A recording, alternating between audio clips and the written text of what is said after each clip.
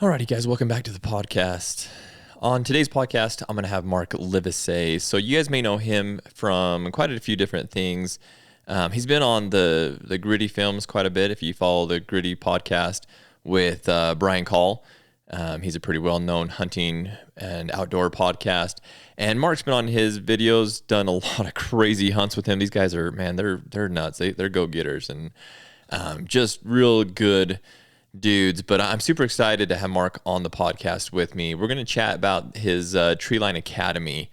It's an academy that he's put together to help hunters. And if you guys can't tell, a lot of the podcasts we've been doing lately are really to help hunters be better hunters, whether that's through fitness and performance with First Form Outdoors, or with outdoor and hunting, surviving.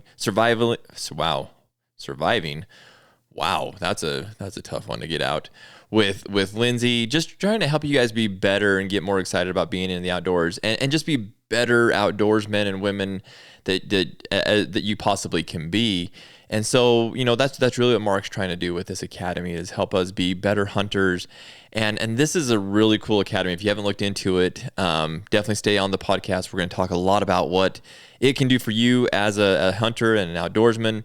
And as a person in general. So I'm super excited to have Mark on. Before we get going with the podcast, if you guys haven't checked out some of the new First Form stuff that we have going on right now, there's a lot of really cool stuff. I'm really stoked. You guys probably noticed I've been drinking the mystery energy drinks during the podcast. It's what keeps me going, and I drink them. Usually what I'll do is I'll do a podcast and then I'll go work out. So it kind of works out pretty well. I can just kind of get my energy up and going for the podcast, and then I can burn it off in a workout. So it's working out pretty well. But again, if you guys haven't checked them out, check the links below in the show notes. I'm putting all the links to pretty much my favorite products that I'm really loving, and honestly, that's getting more and more the more I try. So just been a huge fan of everything that they have, and just loving it. It's helping me.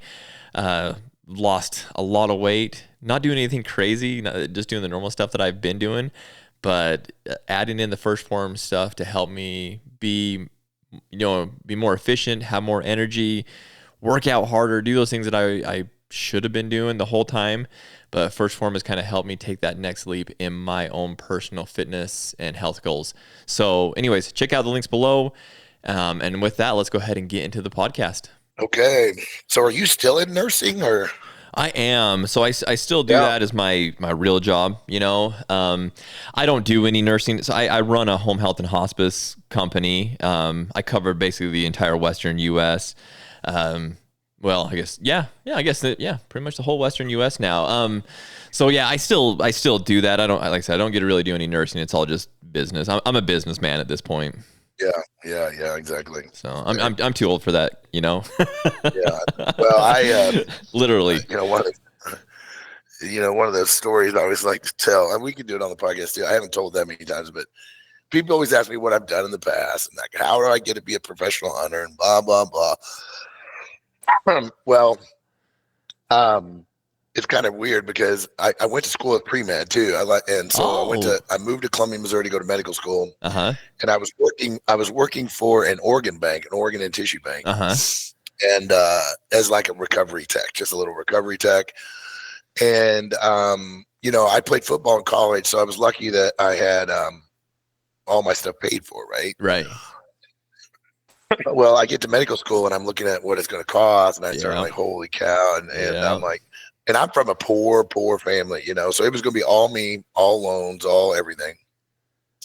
And I kept having these nightmares. I kept having these dreams that I get to my third year and flunk out. And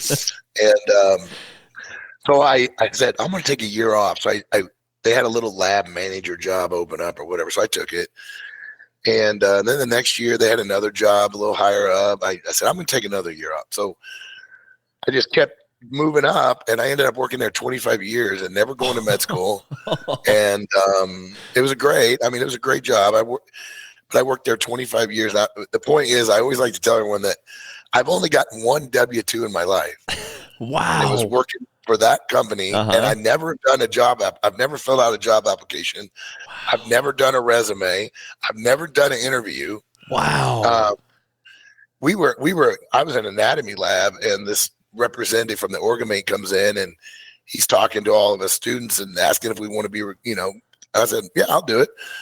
And so that's how I got the job. There was no, so I worked there 25 years and then I went on my own and I've been an entrepreneur ever since. So wow. So how long ago was it that you went on your own? When did you leave that and just go start doing your own thing? Man, I've been on my own since, I was, 20, about 30. Wow. That's 35 or so. I worked there when I was 17. I started working there when I just had turned 18. Maybe 35. But anyway, yeah, it's my only job. That's super impressive, man. I'm actually gonna keep that on the podcast. I hit record on everything when you went and grabbed water, because I'm like, I'm just keep this casual and just have fun. But that's super impressive, because I think there's a lot of people that want to do that just can't do that. You know what I mean? Like maybe not even can, but just it's hard. Like for me, take me for example. I've been with my company. Actually, I guess I moved companies recently, but I was with my last company for 15 years. It's hard to get out of like that secure job, and be like, I'm just gonna do that. I've thought about that with Ehuntr. I'm like, man, I should just go all in on this. And I've heard Brian Call talk about it, like. He had his job and he finally was just like, I'm just going to go all in on the podcast and make it my life. And dude, that's a hard leap to take. So I'm sure when you made that leap, that was pretty tough. Well, it was, because it was interesting. So to give a little more backstory, since it's kind of interesting, a lot of hunters, this is probably an interesting topic. I don't know what you had in mind, but anything. I get so many entrepreneur questions, right? Everybody wants to hunt more, right? Everybody wants to hunt more. They want to work less. They want to spend more time with their families. They want all these things, but being an entrepreneur is not as sexy and glamorous as people think it is all the time, right? Right. Don't think that I haven't paid my dues. Right. I'm 59 years old, which is I hate even saying it. Oh, you're almost to the big 6-0, Mark, man. Oh my gosh, it's hard. I can't even. Let's not talk about that. Or I'm gonna hit the end button.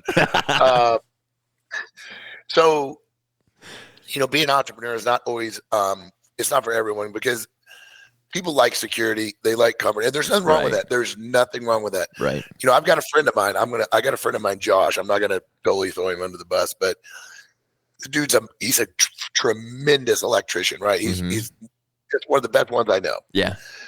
And he worked for this company, made quite a bit of money. And I kept telling him, I said, dude, you got to go on your own. What are you doing? He goes, I only get a hunt 10. I said, dude, you go on your own, you work your butt off in the off season, then you hunt the rest of the season, and you make more money. Yeah. And you're happier. Yep. And he wouldn't do it. And finally, so now he's telling me, I'm talking to him now. He's on his own now. He's talking to me like it was his greatest idea he ever had. I'm like, what do you mean? Whose idea was that? Greatest idea you ever had? I'm like, but your point, you said I worked. So remember, I worked back in this company. This was in the early 2000s. Yeah. 99, 2000. Okay. That was a while ago, right? Right. I made well over 6 figures for this company, right? And dude, back then, that's a lot of money. That's a ton of money. And I got 50 or 60 days of vacation a year. I hunted elk 30, 40 days a year when I had this job. Oof. We would move my boss and I, we'd move our offices to Crested Butte in the hunting season, right? Yeah. And we'd work out of a bar in Crested Butte, supposedly. And it was fantastic. But I had this desire to do my own thing, right? And I was doing triathlons at the time. I was racing a lot of triathlons. I was kind of slowing down a little on my hunting at those few years. And I got into triathlon like huge big. Yeah. And so I started producing triathlons. So I convinced our company, I convinced my nonprofit. I work for a nonprofit. We're always needing money. So I said, we should do a race as a fundraiser. Yeah. So we did, and it was a success. And then we did another one, and we did another one. And before long, I had my secretary and my assistants and all my techs working races on the weekends, right? And they were like, we didn't sign up for this, right?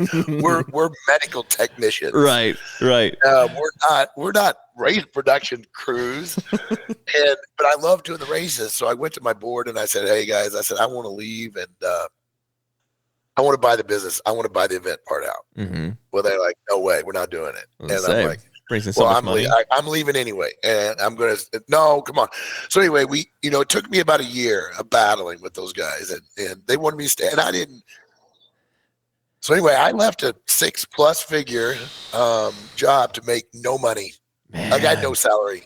Oh man. And the first couple of years. And so then my wife worked. I had just met my wife. We had just gotten married. Oh, so my wife worked for an insurance company. She wants to own a running stores. Mm-hmm. She wants to own running stores. We were in the sport, right? Right. So we bought a running store at the same time I left the company. So we had she was not getting paid. I was not getting paid.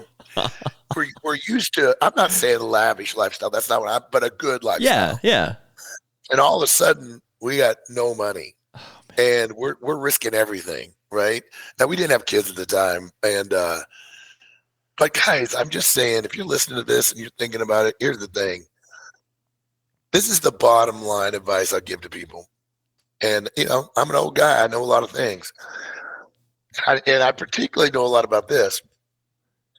If you're really, really good at what you do, if you're really good, now if you're scamming your company, right, and you've got a job that you really are lucky to have because you're not that smart, you do some soul searching and you know the truth. But if you are really talented, you can always go back. Yep, that's 100%.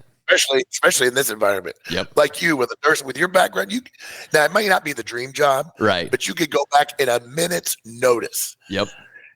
Keep your certifications, keep everything in place, right? But do it. The only regret I have is not doing it sooner. And the second regret I have about moving to Montana was that I didn't do it 10 years before I did. Yeah. So guys, there's always, my wife used to always say, Mark, how much money do you need? I'm like, I don't know. She said, well, how much do we need for you to go to Montana? Because I was fighting going to Montana, right? And we were having some marital issues, and we were having all kinds, just related to how much I was working. And oh man, I own an event company. That's what I used to. That's what I do. Yeah, or did. Or we produce events, like I said, triathlons all over the country, actually. And so she goes, "Well, how much money do you need?" I'm like, "We don't have enough." I said. She goes, "Well." He goes, "Do we have enough?" I'm like, "No." Well, how do you know? Right. Doesn't that hits home with so many people? It's like they don't know what the number is. I was gonna say no one knows what that number is. Like that's a mythical number to a lot of people. Well, here's the other reality too. There's no way I'm retiring. No freaking way. Right.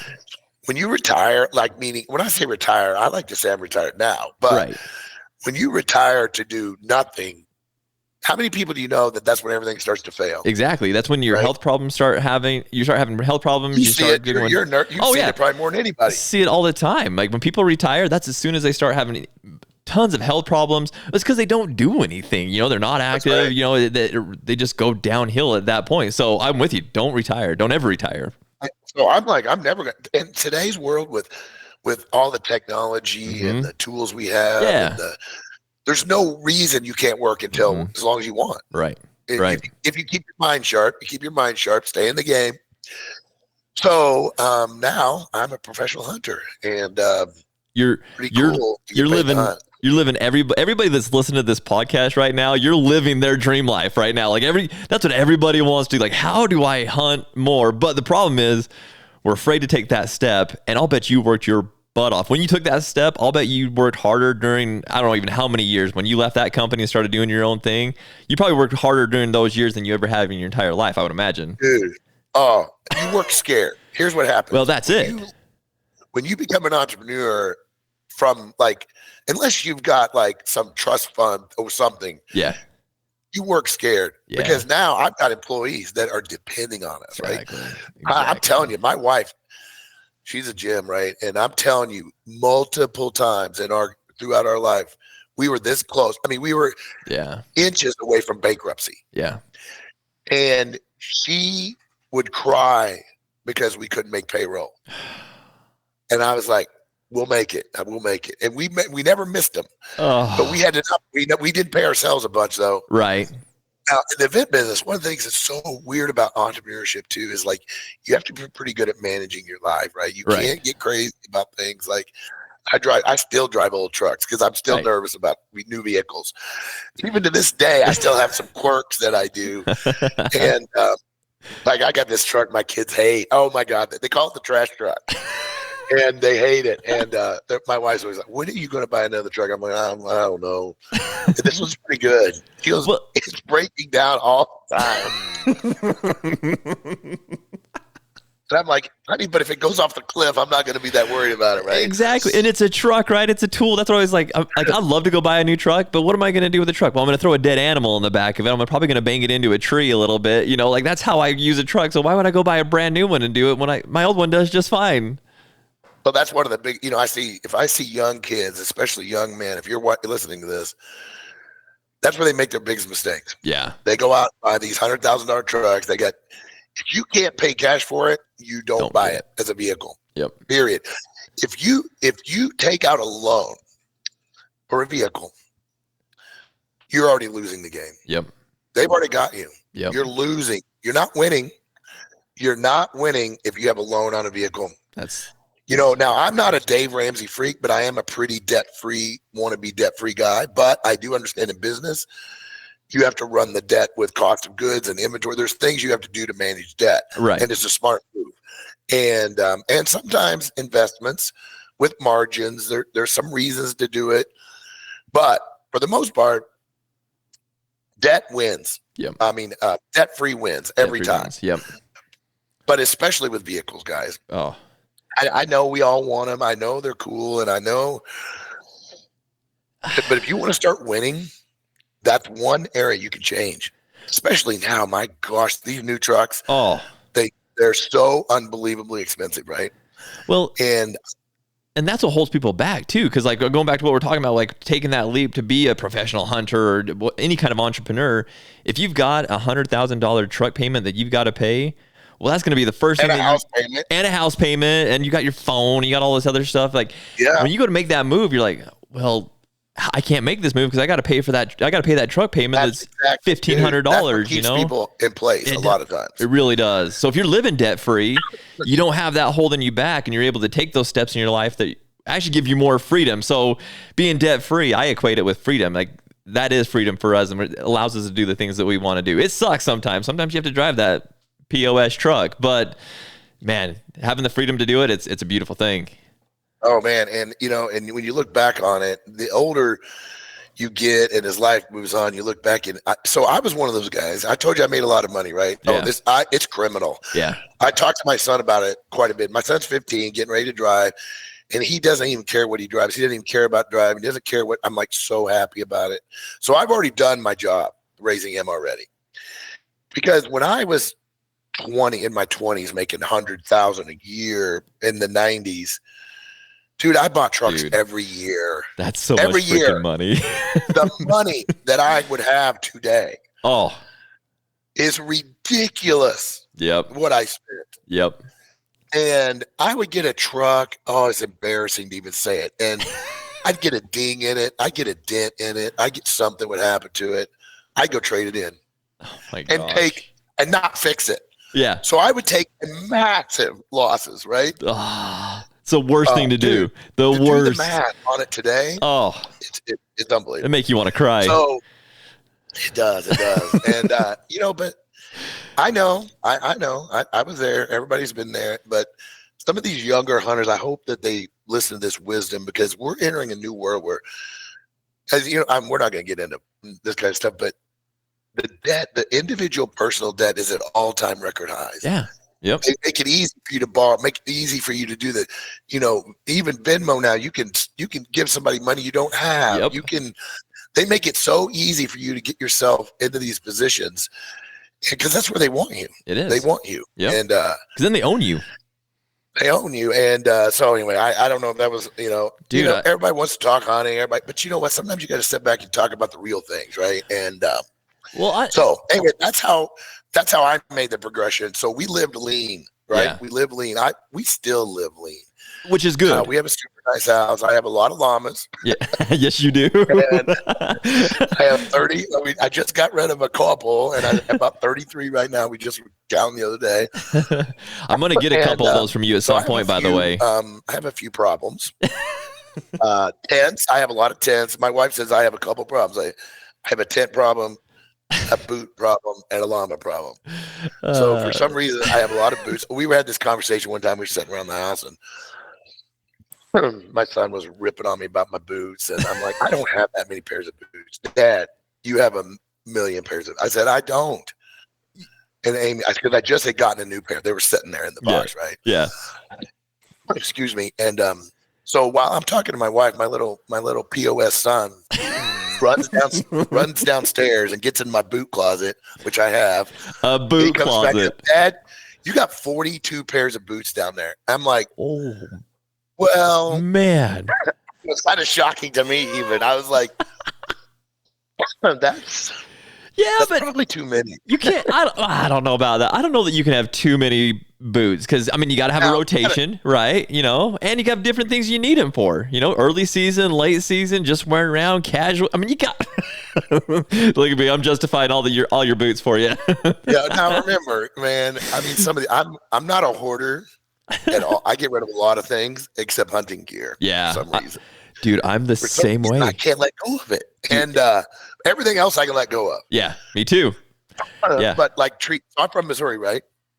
And I was a whitetail freak. I hunted whitetails almost my whole life, you know, of course. So I got 3 climbers, 2 lock-ons, 2 saddles, all downstairs. Jeez. And I'm in Montana. Yeah, when's the last time you used those? I've been in a tree stand in Montana maybe once in 8 years. Right. And I cannot convince myself to get rid of these tree stands. Dude, so anyway, we started to go back to Missouri. Whitetails. We had a film just came out. I hunted with Pedro and Brian Call. We had a film just came out, and we have a film getting ready to come out after the first year from Brian and I. So we've got this kind of we've got a trend now where Brian loves to go hunt whitetails at the end of the season. Yeah. So him and I have been going back to Missouri hunting some of my old stomping grounds, right? So we literally fly into Missouri, and the first thing I got to go do, which is embarrassing. I know exactly. We go to Midway and buy tree stands. Buy a tree stand. And I'm like, I've got 5 tree stands in Montana, and I'm buying tree stands in Missouri. So. But we left him. We left him with a friend there. So now every time we go back, we have our stand. Yeah, that video, that was a great I mean, Pedro does a great job of putting those videos together. Man. I mean, he's really a funny guy. That dude is so freaking funny. I need to get him on the podcast and talk to him because I want to get to know him as a person. You know, you see him on the videos and what he is, but I want to get to know that guy. He seems like a legit dude. He is, and it's so funny because, you know, he's Spanish. Yeah. And we call him Mexican. And...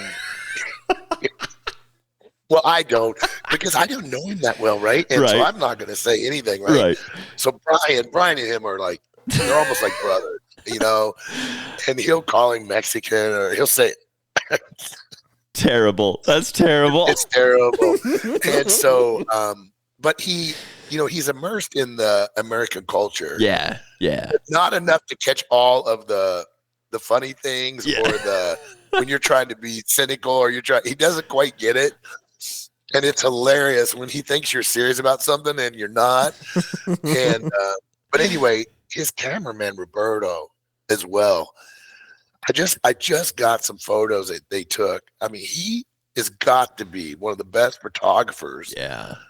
For hunting wise that I've seen. You know, there's a lot of good, like Stephen Drake is really good. There's a lot of great guys out there. Right. But this guy is good, and the quality of that video it's really good. And so it was my first chance to hunt with Pedro, and I liked it, and we've become pretty good friends since. And now it's me and Pedro against Brian Call most of the time. Nice, as it should be.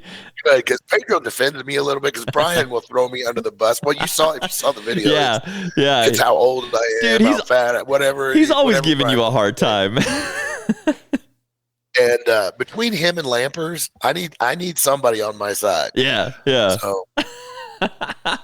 No, it was a great video. I thought it was an awesome video, and Brian always is giving you a hard time. I love it, honestly, from my point of view, and you seem to take it well. But it's funny because you're talking about you doing triathlons and stuff like that, and I was watching. I think it was one of the bear videos or something a while back, and he's giving you a hard time about being old and whatnot. And so I was like, I was like, why is it like, how's he taking this? And I go back and look at who you are and like I was like, oh man, this guy did triathlon. So this stuff's nothing to him. So he can take it. And I think, to be totally honest, when we look at the comments on videos, especially with me, Brian and I, we go a little bit back and forth, but with Ryan and I really go back and forth. And, it's fun. I think people like it too. It makes, everybody thinks of Ryan's the killer of all killers, right? Which he is. He is, yeah. Be honest. But he's finally in his old age. He's 50 too. That's crazy. That's crazy. He'll never say it. But Ryan is in his 50s, and Brian just turned 50. He doesn't look it at all. So, as Ryan's gotten older since I've known him, he has definitely gotten less stuffy. Yeah. And less stoic and less. Now, part of it is he's just he's pretty introverted. Yeah. And right. I mean, the dude, if it wasn't for his wife and kids, I don't think he'd ever come out of the mountains. Probably not.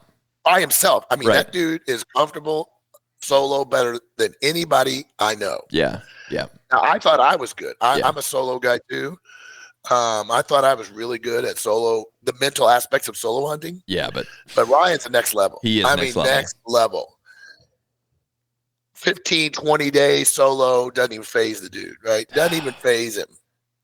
And a lot of guys think, man, I really would love to do that. Well, most guys can't handle it. Most guys can't do it. It's a few days. It sounds sexy. It does. It sounds good. It does. But it's tough. But you have to have an uncanny ability to self-talk, basically. Yeah. You have to be able to keep yourself out there. Mm-hmm. There's so many things that want you to come home, right?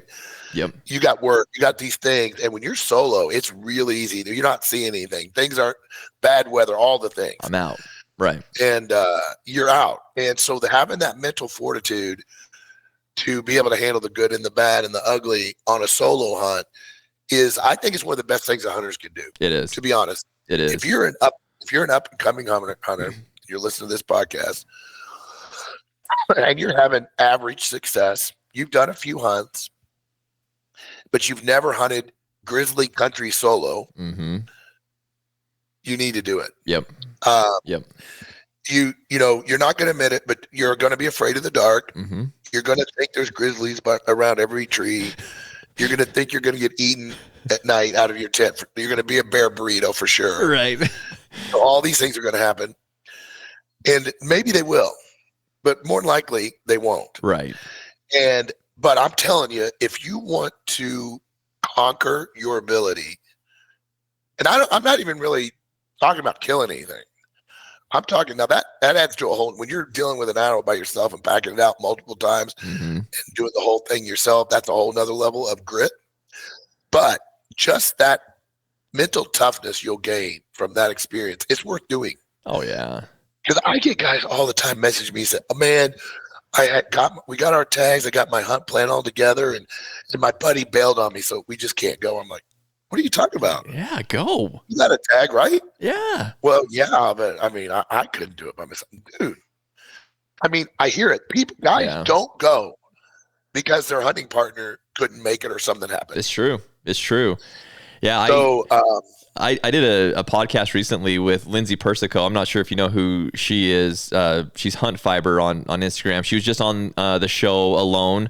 But she was talking about that. She loves going out and doing things on her own, being alone in the mountains and experiencing that. And unless you've done it, you really don't know what that experience is like. And she's like, I'll be out there for a couple days, but it's like the third, fourth, maybe even the fifth day before I realize like I'm out here by myself doing my own thing. And that's when you become one with the forest, one with the mountain, wherever you're at, and she's like, that feeling, I'm to the point now where I crave that feeling of just being completely alone, doing my own thing, surviving by myself. Like it makes me feel like a human. Like that's living. Sitting in a concrete jungle in your office with the thermostat going, that's not really truly living. Getting out there and doing this and being by yourself and feeling those feelings, like you were just saying, worried about being a bear burrito, that'll make you feel alive. Yeah, and guys, if you're afraid of the dark, Everybody is. I'm telling you, Lampers is. I'm telling you, I'm Really? nervous. I'm telling you, now, guys, their level of fear is very low, right? But humans are designed. We are. When you can't see and there's unknown, you're uneasy, right? But they don't let that it doesn't even phase them anymore, right? They don't even really consciously probably realize they even are nervous about the dark. You say they, but it's really you guys. You're included in that, Mark. I mean, you're the same way. Like, you're so used to it. I wrote an article. You guys, you can look. It's a little bit older article. I think if you search my name and it'll come up. It's on Go Hunt. It's a solo hunting article that I wrote about conquering the fear. And it's a good one. And it's a little bit older, but it talks about, a few strategies and things like that. But the main thing is, when you're hunting solo, this is what you have to do. You set an ending you set a beginning and an ending to your adventure, whether it's hunt or whatever you're doing solo. Yeah. And no matter what, and I mean, let's be real, life-threatening or something, but you don't quit early. You do not, no matter what, you're going to stay till this day at noon and you're packing out, period. Yep. I don't care if you're sitting by the fire for the whole time. But if you put that deadline on and you force yourself into this deadline situation and you don't let your mind determine when you're done, you're gonna be winning the game at that point. And then that starts translating to not quitting hunts early.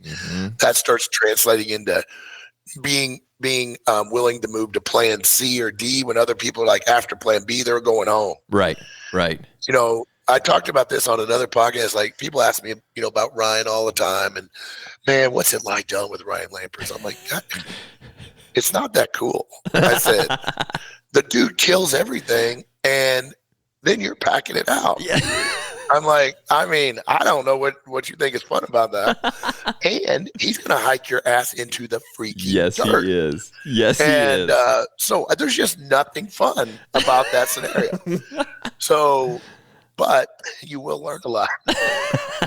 And but the thing about Ryan that most people don't realize is he doesn't kill his elk on day one. Right. Day two. He's always pushing it out. 20 days in, he'll kill one. 18, 20, 14, whatever. His wife's always like, I don't even know when he's coming home, right? Because his hunts don't have a time frame. Right. All right. Ryan doesn't hunt. He says, well, I'm going elk hunting. That means I'm hunting until there's an elk on the ground. Yeah. If it's 5 days, great. If it's 30 days, so be it. Right. But now I know not everybody can do that. But understandable. Ryan has this aversion. To be a successful Western hunter, one of the things you can do. You just write this in the book right now. You never, under any circumstances, under any conditions, under any environment, do you leave a hunt early? Yeah. Ever. Unless it's, I mean, let's be honest, if you got the house is burning down back home or something, but you just do not quit early, because if you start doing that, it makes it easier the next time. It does. Quitting becomes a habit. It does. And then it starts translating to everything else in your life. Yep. So you plan your hunt, you go, and you stay until the end, good or bad. Guys, I can't tell you. I hope you're paying attention to that. I can't tell you how good of a tip that is. And it sounds, that sounds obvious. I do. That's what I do. Well, yeah, you do until you don't. Exactly.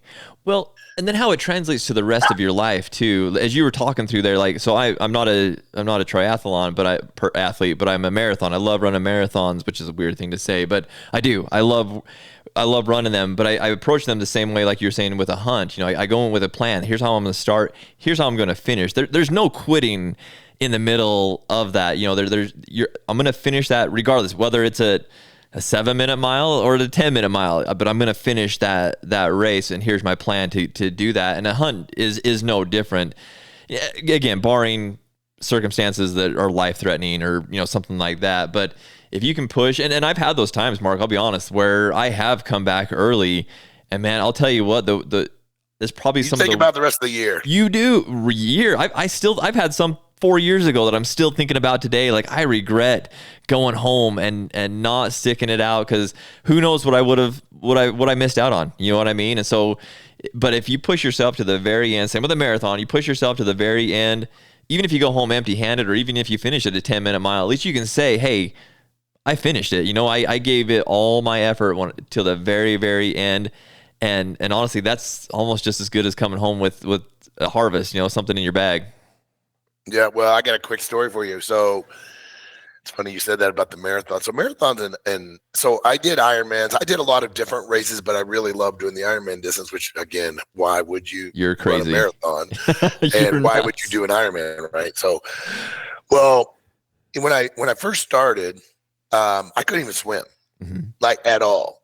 I mean, I could swim to save my life, but I couldn't swim any kind of competitive swimming. So what's the first race I signed up for? I literally decide I get divorced, right? And I played rugby, I played football, I played all these things in my life, but I ran track. I was really good at track in college. Actually, I was probably a better track athlete even than I was football.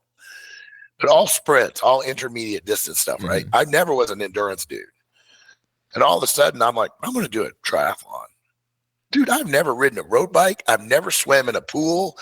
I've got a little bit of running background, but certainly not distance. Like, I'd never run a 5K at that point. So my first race I signed up for is an Ironman, of course. Oh my God. First, and I can't swim when I signed up. So I met my wife. I met my wife about that time, and my wife's a swimmer in high school. And she says, I'm going to speed this up. She says, hey, let's go to the pool and let's take a look at your stroke. I said, okay. So we go to the pool and I swim. It's a 25-yard pool, guys. It's a short pool. I swim halfway across. I stand up, take a couple breaths, and I swim the rest of the 25 yards. And I get to the other side, and I turn around, and I come back, and my wife's standing on the pool deck, and or my girlfriend at the time, she says, so, observation. When you stand up in the middle of the pool, is that because you have to or because you want to? And I'm like, yeah, I can't make it yet. She goes, now, you know, the Ironman is 74 of these, right? Yeah. And I'm like, oh, I'll be ready by then. And so, but anyway, she kind of scared me at that point. So I ended up getting a swim coach and I actually did pretty good. But anyway. Nice. And so my first Ironman, I ended up switching to a relay because I wasn't ready. I couldn't do the swim. It could have been life threatening. Right. So I did a relay, and I'll tell you, after I did that relay, it was like kissing my sister. You know, it was so unrewarding. I'm like, I'm never doing this again. If I can't do the whole thing, I'm out. Yep. So that I did one the next year, and I did okay. And the next, I did a few Ironmans, right? So I was starting to get better. I had done 2 or 3. Well, my wife, still my girlfriend, I tried not to get married for a long time. So about 4 years in, we're pretty, you know, we've been together a long time. I'm in this Ironman, and she went to watch it with me, which that's like watching paint dry. Oh, I was going to say, that's rough. You know, it's rough. It's like watching a marathon, right? It's like, what the hell? Yeah. Except the Ironman's like 10 hours. But that's 10 hours if things are good. That's how you knew she was the one right there. If she's going to come and watch you do it, she's the one. So this race was a multi-lap run, which is brutal, right? You know? That's terrible. So I think it was 4 laps or 3 laps. It doesn't matter. I was in the middle of it, and I'd making the lap, and Amy was on the side of the road. She's burnt. We're in Florida. She's sunburnt. She's tired. It's been a long day. I'm doing terrible. I'm feeling terrible. I'm walking, running. I mean, it's bad. Yeah. So I come around and I said, honey, I'm going to quit. She goes, you should. Mark, you should. I said, I'm off my time. I'm not going to make my goal time. I said, I'm just going to quit. And she didn't tell me to quit, but she didn't stop me from quitting, right? So like I quit. And dude, it ate me. Because then what happened was I was more dehydrated than I realized. So I kind of started I was passing out, and I was walking weird. So the medical people came over to me and they said, hey, we need to check you out. So anyway, they take me into the medical tent and they're like, dude, we got to give you some IVs. Yeah. You're in bad shape. I'm like, all right, whatever. I'm already mad because I'm already mad that I quit, right? Yeah. So I got IV. I've got IVs in both arms. I'm laying there next to this dude. There's a dude next to me. He goes, man, how'd it go? I said, well, it wasn't great. He goes, well, at least you finished, man. I wanted to finish so bad and they wouldn't let me. And he goes, I missed the cutoff on the bike. And I'm looking at him like, I am such a freaking loser. This guy is getting all kinds of IVs and he wants to be out there. He wants to finish. And I quit. He thinks I finished. He thinks I finished. And I said, no. I said, I quit. He looked at me. He goes, well, why would you do that? I'm like, I said, I'm asking myself that right now. And I didn't say anything. I'm just sitting there in horror, right? And he goes, I would have given anything to be able to finish. And I was like, so anyway, that dude, I don't even know his name, but to this day, but anyway, I live my life like that now, right? So from that point on, but my point is, I'm trying to make here as a hunter, guys, it's easy to have these goals and you want to kill these mature animals. And you want to do this and you want to do that, right? And you get on the hunt and it always doesn't go the way you want. Right. And you're not seeing what you thought you're going to see. You're not getting opportunities, whatever, bad weather, all the things add up. It makes it easy to quit, obviously, right? Well, same thing in that race. I was off my goal. I was doing fine. Yeah. I was still doing, 8, 9 minute, 10-minute miles, walking a little, running a little, now I know it was going to get slower, but I could have finished. I had all the time in the world for the cutoff. Yep. And I quit because I was a loser. And the point I'm making here is that if you can keep yourself from quitting when things are bad, your chances of success are just exponentially higher. Right. Not because you're going to kill something on the last day, but here's the last closing thing I want to say about this. There's only 2 ways to become a better Western hunter in my mind. And the way I teach my courses and the way I approach it, there's only 2 ways. Mm-hmm. 1 is experience and 2 is educating yourself, right? You have to get out there, get the experience, improve your skills, or you have to learn by education how to get better. Mm-hmm. Now, experience is better than education, but the average guy has 10 days a year to hunt, 7 days, whatever you got. Let's say 10. Well, Ryan Lampers hunts 125. Let's call it 100. He's a minimum of 100. I'm minimum of 100. He beat me this year. So Ryan beat me this year because he would not quit hunting in December, and I quit. I didn't quit. I just said I need to get back to work. Yeah. And I was at about 126 days when I stopped hunting. Wow. For this season, right? Now that's spring and fall, right? So it's both. It's broke up, yeah. And that's 2 freaking 3-week trips to Alaska, so there's a lot of in there. But the point is, I haven't hunted less than 100 days since I moved to Montana. A year. I don't know Ryan has ever been less than 100 days a year. But the point I'm making is there's no way you can catch up to Ryan's experience level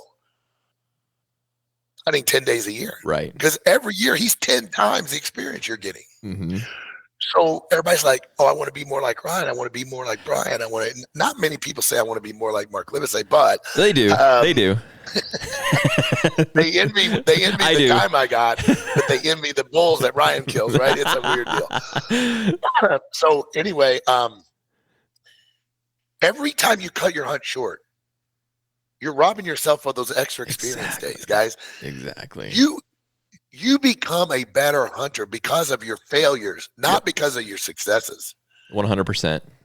You do not hone your skills by killing bulls the first day. Right. That's almost the worst thing you can do. Right. If you get lucky and a bull just commits suicide and runs in there and gets killed on day 1, you've robbed yourself of that experience that you're going to need down the road when it's not always that easy. Right. So just keep that in mind that you're already behind the gun with experience. Mm-hmm.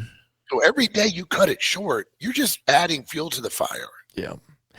Does that make sense? That does. It really does. And I'm glad that we went down this road of talking about this because, I mean, I wanted to just chat with you, but, I wanted to talk about Treeline Academy and things like that. And, that's experience that, like you said, people that hunt 10 days a year, they just can't get that experience. It'll take them 10 lifetimes to get the experience that you guys get in a year, and so to have that said to them, that take advantage of every minute that you can when you're out there, like you said, it's not about the killing of an animal. Yeah, that's the goal. Just like running a marathon or a Ironman. Yeah, you want to finish. You know, that's your goal, and you might have a goal time that you want to finish, and just like that, you have a goal that you want to kill that animal. But the real adventure, the real reason you're out there is to be out there, to be learning, to be growing as an individual and becoming a better hunter. Because that, like you said, the only way that you can be a better hunter is by doing that. And don't get me wrong, there's a lot of great tools out there that'll help you, you know, with your hunting experience. You know, I've done so many podcasts, and you go back to our catalog of educations on ways to be a better hunter and how you can improve your success rates. But it's still not going to compare to you being out there in your boots, your 42 pairs of boots, and being on the mountain. You know what I mean? Well, you know, people ask me this question I get all the time is, and I say this all the time. If you want to be an average elk hunter or average deer, if you want to be an average Western hunter, just keep acting like one. Yeah. Yep. And you'll be one. Yep. But if you're listening to this podcast right now, you're already not the average. Right. Because the average guy does not listen to hunting podcasts. Exactly. The average guy does not seek out information. Mm-hmm. The average guy does not watch webinars on whatever topic. Right. Does not spend money for courses. And I'm not trying to sell my course. I'm just saying. I'm trying to. And here's the thing. They also become one-dimensional. Yeah. I'm also going to say this. Yeah. I say this throughout my course. If you're going to be a solid Western hunter, I mean, next level Western hunter, I mean, like killing an elk every 3 years, which is triple, quadruple the average guys. Mm-hmm. Well, more than that, whatever. The average success is 6%. Right. DIY archery public land is about 6% in the West. You know, if you're going to, 6%, I don't want to kill an elk every 15 years. I mean, now most people can beat the average, but if you really want to start beating the average, you have got to educate yourself, because you can only do so much with experience. Right. And don't beat yourself up. If you've got 10 days, there's my wife. I was going to say, is that your better half? Yeah, she just came in, so I'll have to quit throwing her under the bus. Yeah, I was going to say, I have to quit talking about her now. She's probably ran a marathon herself or taught some spinning classes. Or nice, so nice. Atta girl. She keeps me young. So, you know, we talked about the 10 days, and guys are like, oh, well, that's what I get. Hey, it's not a negative. Right. It's better than zero. Exactly. And it's not a negative. But here's the thing. When you go on a 10-day hunt, you got to hit the ground running on day 1. Yep. And you got to stay till day 10. Yep. Drive in the night, whatever you got to do. Yep. You don't quit early, and you start on time. Meaning you're not on the side of the road downloading your maps. Right. You're sleeping at the trailhead, and you're hiking in the dark. You're not waiting till light. Mm-hmm. Because guys all the time, man, I'm in a new area. I didn't want to hike in the dark. I'm like, what? You're on a trail. Yeah. You have a map. It out. Yeah, you have a map. Already shows you where to go. Out. Yeah. But they will not hike in the dark. They will not. Mm. And I'm telling you, it's way more than you think, especially in grizzly country. Yeah. Now, I will tell you, in grizzly country, you have to have a little more caution on the trails. Right. Because grizzlies they love to travel the trails. Black bears don't as much. Black bears aren't a big threat anyway. But guys, the odds of a grizzly you've got 100 times more chance of being in a car wreck on the way to your hunting spot than you do a grizzly getting you. Yep.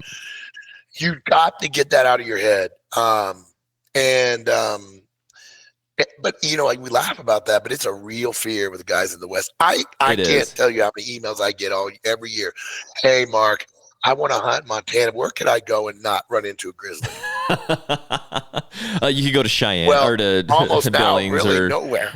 Yeah. And I mean, it's crazy. But seriously, I mean, I get it all the time. That's crazy. So the point is, you know, you have to kind of decide. It's like everything in life. If you're going to be a good marathoner, right? Mm-hmm. You got to run 20 miles a week to be a good marathoner. Exactly. Minimum. I was going to say minimum 20 miles a week. You're better if you're 40, 60, 80. Yeah, right? Exactly. And I mean, 20 miles a week will get you to the finish line. Exactly. Maybe that's it. Crawling. Yeah. Maybe with a 4 or 5, 6 hour time. Right. Right. But if you're going to break 3 hours, oh in the man, marathon, you're going to be running 50, 60 miles a week minimum. Yep. So, I was a pretty big triathlete when I raced. I was about 175 to 190 pounds in that range. Yep. Well, that's huge for triathlon. I was going to say that's a big triathlon runner. So running was always my weak link. I love using this Ironman. I love using triathlon as an example. I hope you don't mind. I love it. To hunting. No, I love it. There's so many freaking crossovers. I do the same thing with marathons. Here's the next one. So triathlon obviously is 3 sports: swim, bike, run. Hunting is multiple. Yeah, it's shooting skill, it's fitness, and it's expertise, right? It's navigational skills, bushcraft, all the whatever, right? And multiple other things. I see guys all the time on Instagram. They're shooting their bow every day.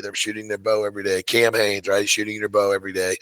I love Cam Hanes. I'm not picking up because he's well-rounded because he's also fitness and shooting. Right. And everything else. else. He's not a good example. But how many guys you see that just post themselves shooting their bows? And they could hit a dime at 100 yards. But they can't make it up to the top of the hill. Right.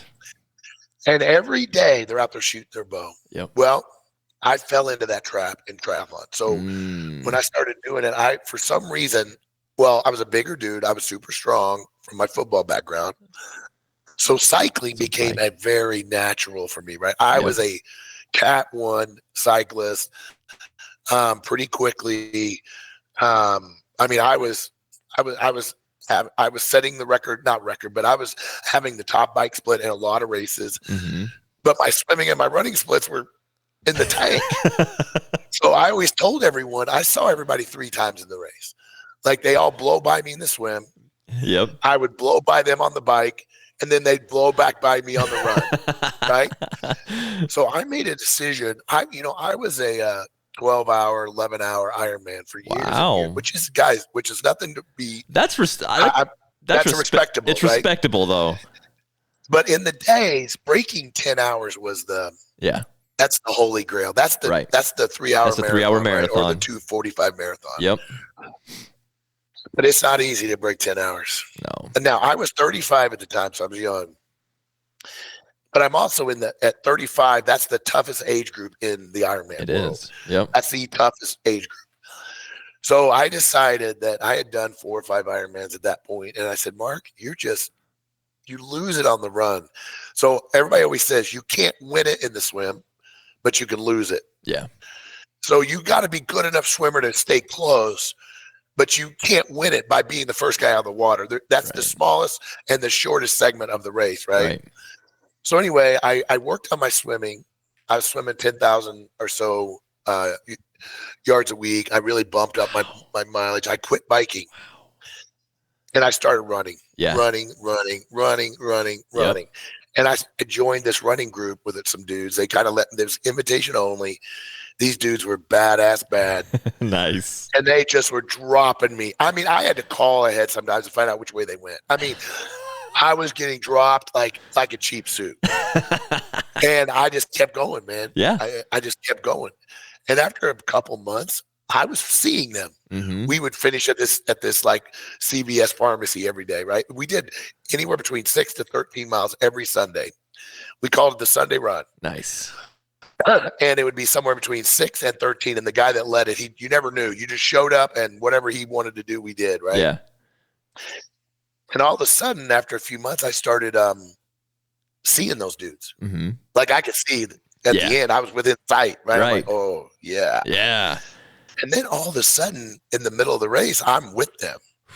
And a couple of them would make comments like, where did you come? Where do you come from? Yeah. And they're giving me some. And then all of a sudden, a month later, I'm winning the run. Wow. Not very many times, but a few times, right? But still. And then I go to do a marathon, and I went to Chicago. It's 30 degrees. It's raining. It's like they have 8,000 or 9,000 people in the race. Only 1,500 showed up. Wow. And I ran a sub 3-hour marathon. Nice. At 175 pounds. And it was like I knew I had reached the point where I was ready for the Ironman again. Yeah. So then I go to Brazil. And I'm in my Ironman now. I ran that marathon in May, and I'm in Brazil about a month later.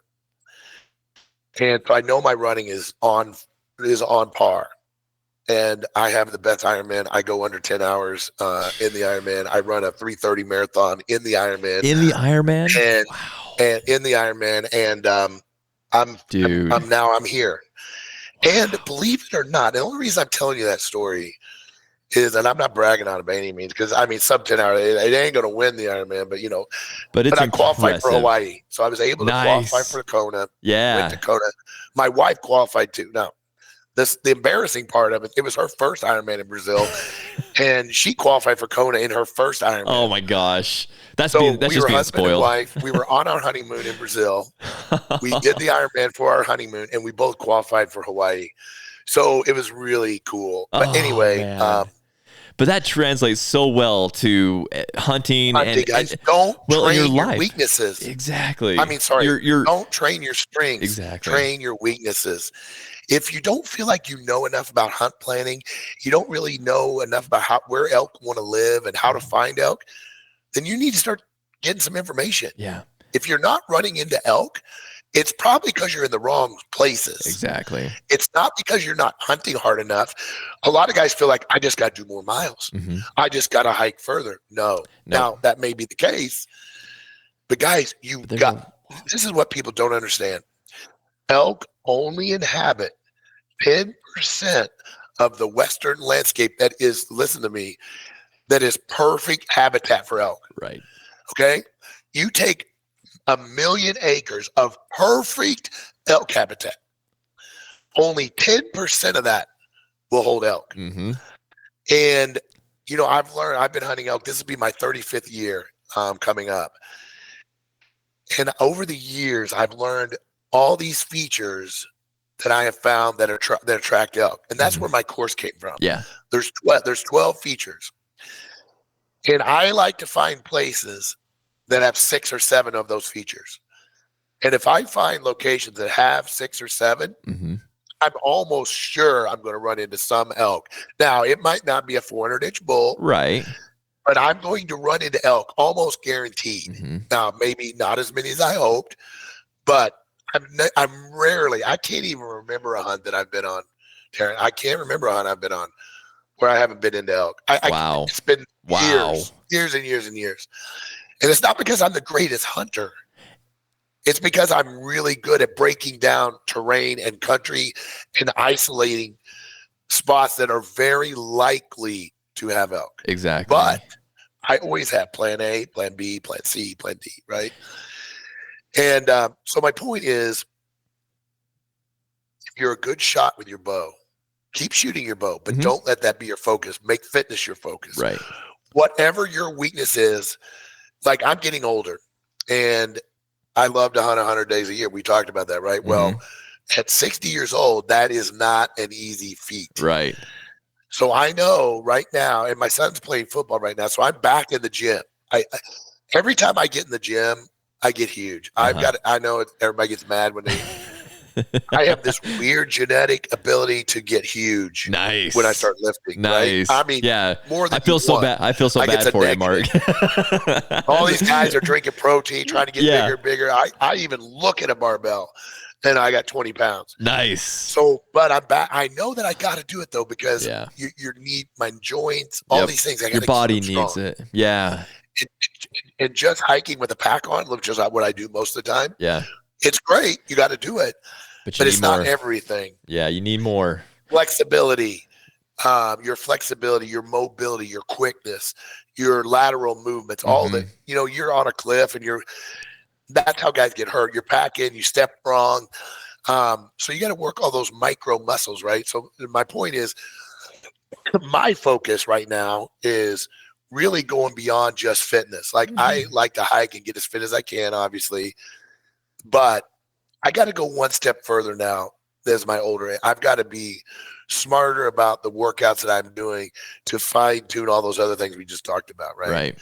So, work your weaknesses. And I think that people can work on, they can shoot their bow in their backyard and they can go to the gym in the morning. So I feel like those are things that a lot of people are really able to work on. I think the thing that people aren't able to work on is what you touched on, is knowing where to find elk, and again, going back to all this experience we talked, or what we talked about with you and Ryan and Brian is that experience. And it's just, that's a hard thing to get, without just given 100 days a year out in the mountains. It's a hard thing to achieve. And so to try and work on that weakness, I think that's where like Treeline Academy comes in, where they can go to Treeline Academy and be able to learn, like, what is that elk behavior? What does that look like? And be able to apply that, add that to their arsenal, their fitness that they're working on, their archery shooting, their gun, whatever they're doing, add that to their arsenal to be able to make them better hunters. I know we're beating a dead horse here, but guys, people think like Ryan Lampers, he acts like he doesn't do technology, right? He acts like he can't open his computer. He acts like, this is what he tells his wife, because his wife edits the podcast, because Ryan says, I just can't handle the technology. Right? It's a cop out. That's bullshit. That man is on every time we talk. We get on the phone, and we're on the phone for an hour. We just get on the phone. The first 20 minutes. Yeah. Is like, well, have you looked at this spot and that spot? What about this way? What about coming in this way? What about this? And he spends as much or more time he's scouting than I do. Now, the thing about Ryan is, and this is going to hit home with you guys, right? And I love using Ryan as an example just because he's a good hunter. He's probably one of the best hunters in North America, so he's a good example. But the reason I use it, because I want that wide distance for you to see what's possible and where we're at now. Right. So that's one of the reasons that I give him credit when I probably shouldn't be giving him credit. But so let's take, for example, when we pull up to Trailhead A and we look up on the mountain, as a guy that hunts 10 days a year, you kind of look up there and you're like, or you're looking at your map and you're like, okay, well, there's some benches here. This Mark said that's good. And there's a drainage here with no trail in the bottom. Well, okay, he said that was one of the things. And then, there's a fire edge coming over. That's another. That's 3 of the 12. Mm-hmm. So we start breaking things down, right? And we start looking and we say, this is a good spot. Yeah. Ryan, guys with experience like he's got, they don't do that. No. They look at their map and they know automatically where to go. Yep. And I know people laugh when I say that, but Ryan, I've talked to him a million times about this. He doesn't know why. He just says, well, the elk are going to be right there, right? Yeah. Because he's processing all these things without even subconsciously, because of years and years of 100 days in the mountains. Yep. He's a student of the game, but his student is not books. He's living it. Right. So he has mastered it a different way. Mm-hmm. Well, if you're hunting 10 days a year, you're not going to get the chance to master it. Can't. So you got to take a little bit different approach, in my opinion. Yep. And learning how to break down topography, learning how to isolate terrain, learning how to identify these 12 elk finding features, learning how to figure out where the motor vehicles are going to use your area, where all the pressure is going to come from, and what the animals are likely to do with that pressure. All of these things, right? These are all things that Dan Staton, Sam Davis, Brian Barney, Ryan Lambert, all these next level hunters, they just know it. It's there. Yep. They hear me talk about it at summits and tours and things we speak at, and they're like, oh, yeah, that makes sense. Because they're already doing it. Right. They just don't even realize they're doing it. But an average guy, they don't know it yet, right? Exactly. You don't know what you don't know, right? Exactly. And they just think, I'm going to drive out west. Hey, there's nothing wrong with this. I'm going to drive out west. I'm going to hike in the mountains, and there's going to be elk. And I'm going to kill one. Well, sometimes that's what happens. Yeah, you might get lucky. Most of the time, that's what doesn't happen. Exactly. And now, guys, pressure is a big deal. Yeah. The popularity of backcountry hunting is exploded. Mm-hmm. I mean, we just had the Idaho draw debacle again. That was nuts. 3 days ago. What was it? 70,000 people in the queue. Yeah. Who knows how many people in line? Unreal. In person. And I got up at 3:00 in the morning, drove to get in line, and I got lucky. I was the first one there. Wow. But the location, at another location, I don't want to say names. Yeah. At another location, there were people camping out on Tuesday. That's crazy. Of the week before. That is so crazy. Or crappy tags. Yeah. Yeah. You know, I got to give Idaho credit. They took average over-the-counter, randomly halfway decent elk tags and turned them into the hottest commodity in the West. Yep. Like, guys, I'm just going to use Lolo because it's right by my house. Yeah. The Lolo region. They couldn't give away a Lolo elk tag 7 years ago. Right. You could have walked in on the last day of the season and bought a Lolo elk tag. Yep. Not anymore. At any point, but not anymore. Now they're sold out, and now they're not the first region to go. Right, but they're quick. But they're quick because they've created this artificial demand, and we're all falling for it. But it just shows you the demand. And here's the other problem: is Colorado. I'm getting ready to do like a whole feature on this. I've been doing some studying. We know that Colorado's going to a draw. Right. All right. They've said it, but what they haven't said is how many tags they're going to give out. Exactly. Dude, if they go low on the tags, it's going to push the demand. It could take you 8 years to get a Wyoming tag. Yep. It could take you 5 years to get a Montana tag. Yep. The Idaho system they say they're switching next year to a true draw. Oh. So the days of hunting elk every single year as a non-resident from a non-elk state, you've got to up your game. Mm-hmm. So you better start getting points. You better start figuring out a tag drawing strategy. Yep. And there's ways to do it. You just got to put together a strategy.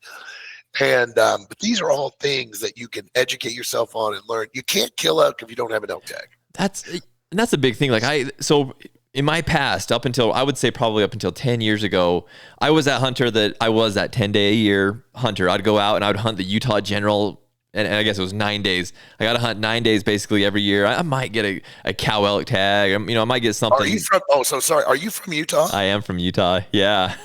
Utah they hate resident hunters. They do. They absolutely. I lived in Colorado for 7 years, and I actually got to build points and everything those 7 years. And now I'm back here, and they absolutely hate us. But I used to be that hunter, and I'm like, okay, that's my life as a hunter. I'm going to hunt these 9 days every single year. That's all I'm going to get. Because you're right. The only time you can hunt is if you have that tag in your pocket.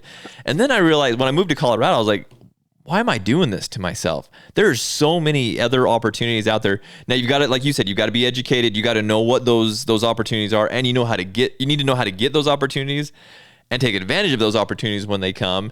And so like this year, I was able to hunt earlier on in the year in the spring. Well, I had to go to New Zealand to do that, but all these different hunts that I really wanted to do and just add more days to the year of hunting. But you got to know where to go, how to do it. And I would say, and I shouldn't put this out there, but I would say a lot of the people listening to this podcast right now probably don't know where to go to get those kind of things. No, and that's the thing. That's where a lot of my new education focus, I spent a lot of time when I built that Treeline course where I focused on the finding elk components, right? And I'm not ever going to tell you how to kill elk. Right. I might give you some tips. I might give you some suggestions, but guys, I'm a good elk hunter. I kill a lot of elk, but I don't kill giants. For some reason, I'm just not the freaking giant killer. I know why. It's because Ryan always kills them before anybody else can. That's right. We'll just leave it at that. But the point is, I like to stay in my lane, right? I like to stay in my lane. I'm only going to try to talk about, no, that's not completely true. My favorite subject is something I know nothing about. But in reality, with my courses, guys, I want to stay with the areas that I think I can contribute. Yeah. Right? Yeah. I think I contribute a lot when it comes to e-scouting and hunt planning.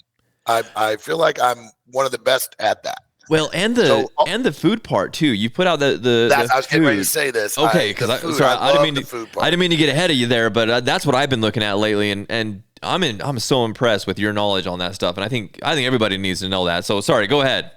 Well, we're working on a course, and my problem is Ryan Lampers again. I know his name keeps coming up, but him and I are partnered on this DIY backcountry meals course, and he won't stop freaking hunting and get his work done. Yeah. So if you guys could all send him a message and tell him to get back to work, that would be great. I'm going to name this podcast Throwing Shade at Ryan Lampers. So he's been on my mind lately because he's like a thorn in my side at the moment, because he's my partner with the bear hunting course. Yeah. That we've been working on for 3 years. Oh my gosh.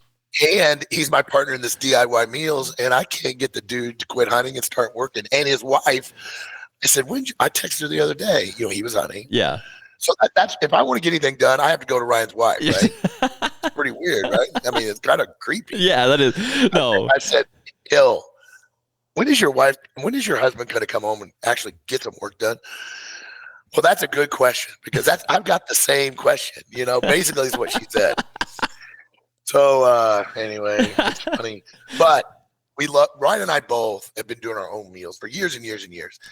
And it's a hot topic right now. It's a very hot topic. It is. So I just did a 3-part webinar because I'm waiting for Ryan on this course. So I did this mini course. Uh-huh.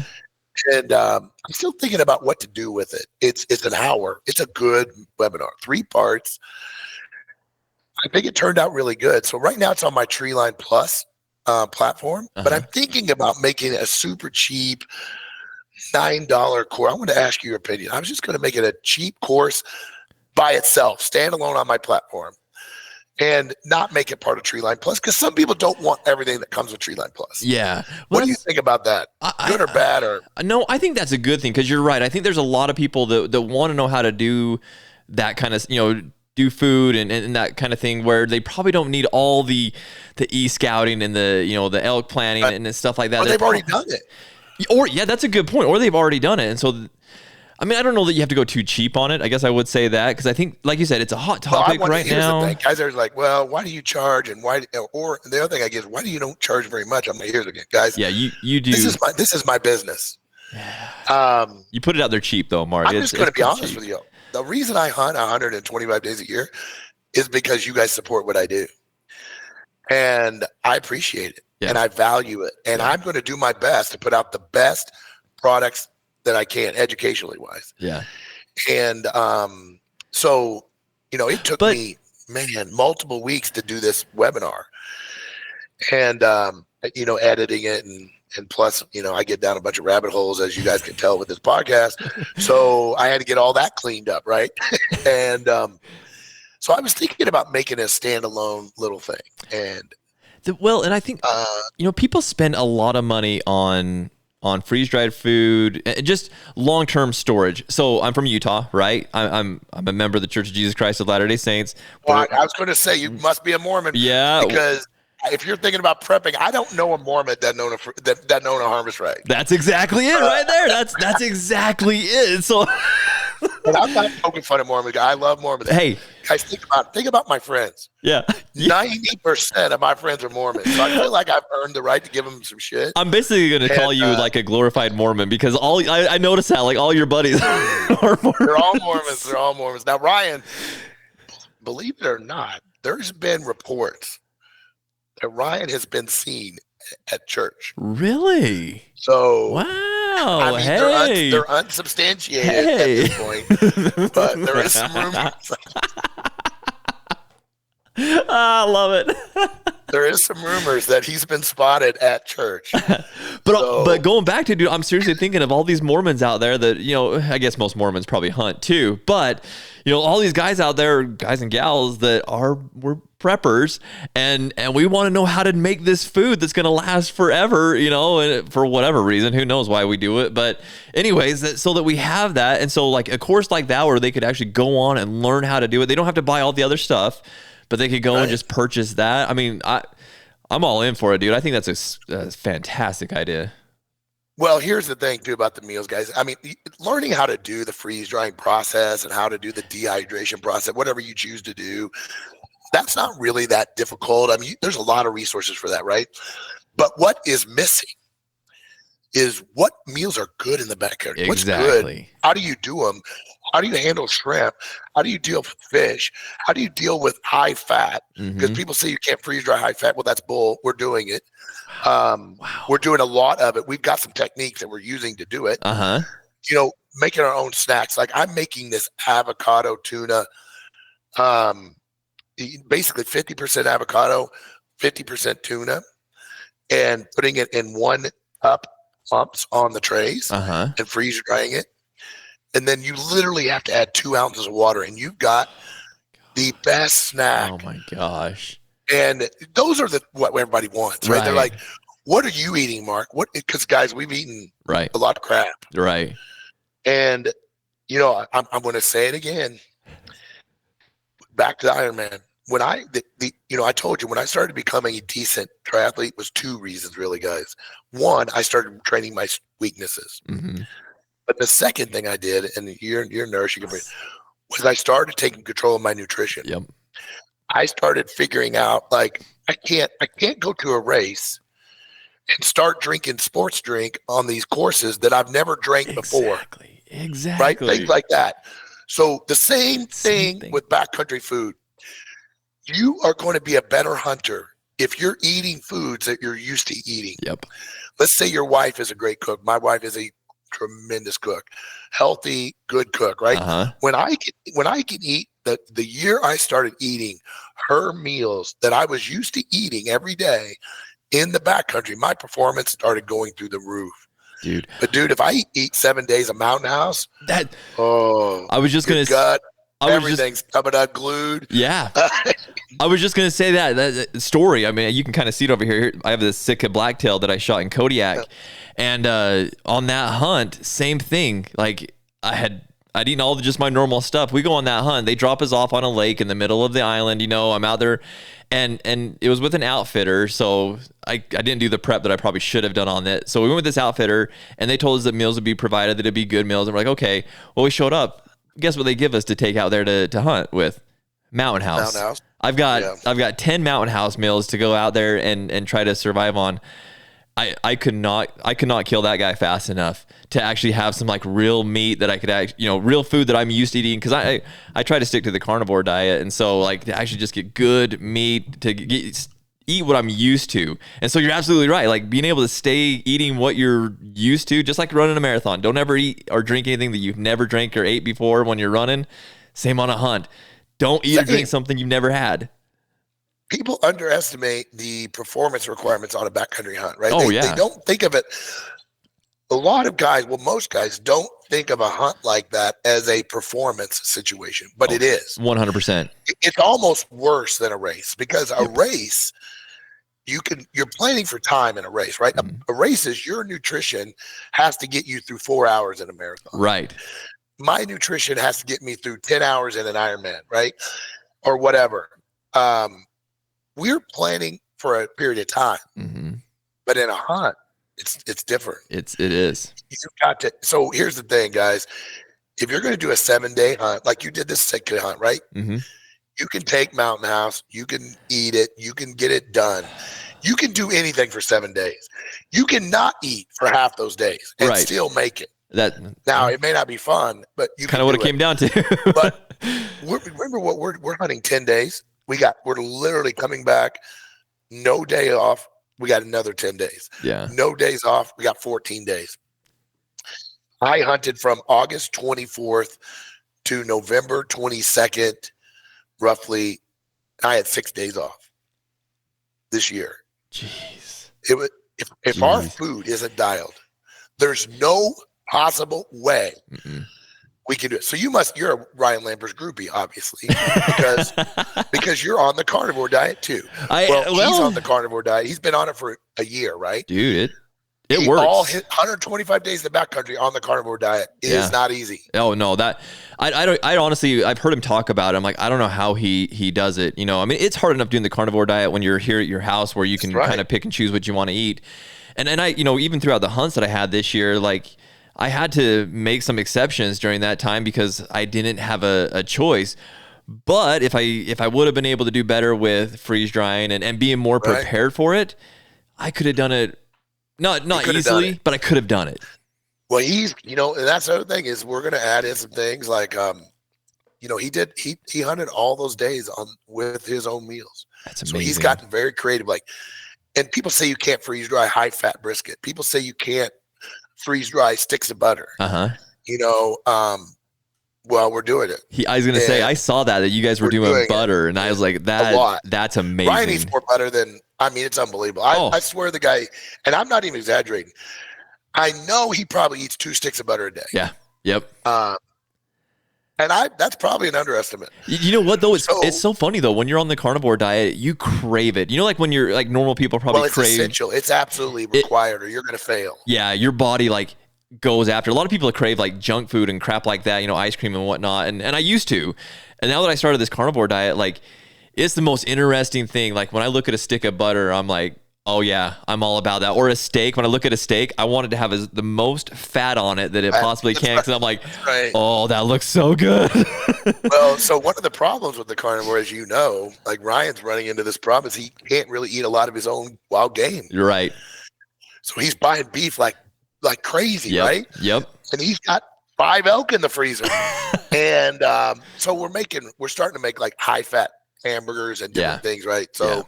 So I did the carnivore. He just did a podcast where he threw me. That's why one of the reasons I'm throwing him under the bus. He just did a podcast that I have been getting blown up with the comments. Man, we listened to Ryan's podcast and he totally threw you under the bus. I'm like, what's the shocker? So anyway, I committed with him, but I told him I was going to do 100 days. Okay. And he said he was going to do 100 days. It's tough.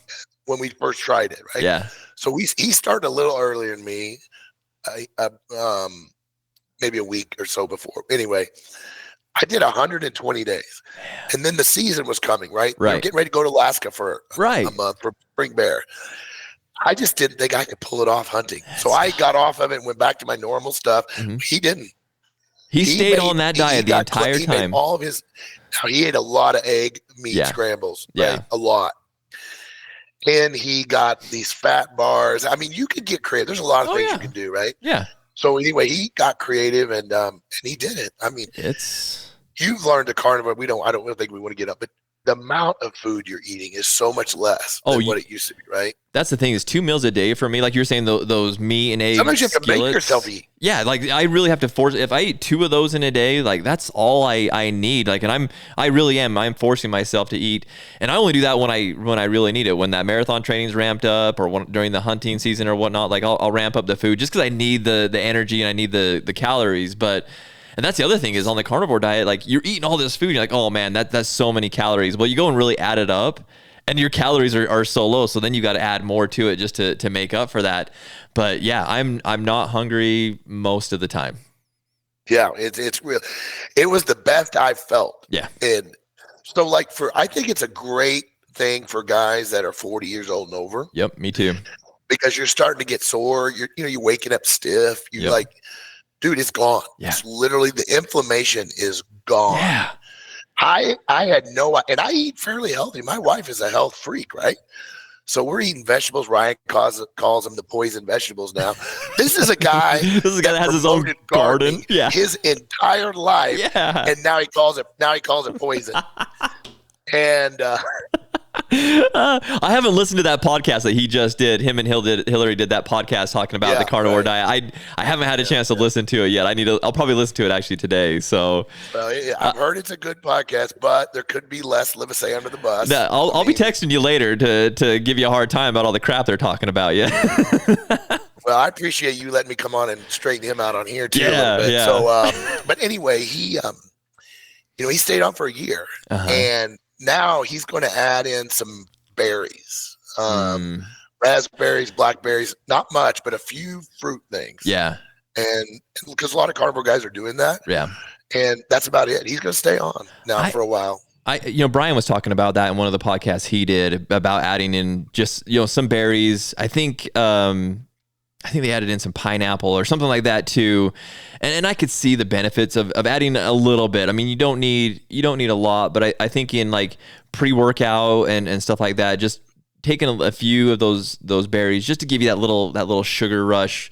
I could see the benefits of doing that. But I mean, honestly, I'm the same way. I've never felt better than I do now. I'm 39, so I'm almost 40, but same thing, I wake up in the mornings to go on my runs, and I used to, like, when I was a kid, it was no big deal, but from 35 to 40, it's kind of gotten a little bit tougher. I wake up a little bit sore and whatnot. Since I've been doing the carnivore, soreness has gone away. I was having some problems with my knee. That's gone away. Like, it's amazing, like, how much our food impacts our bodies in general.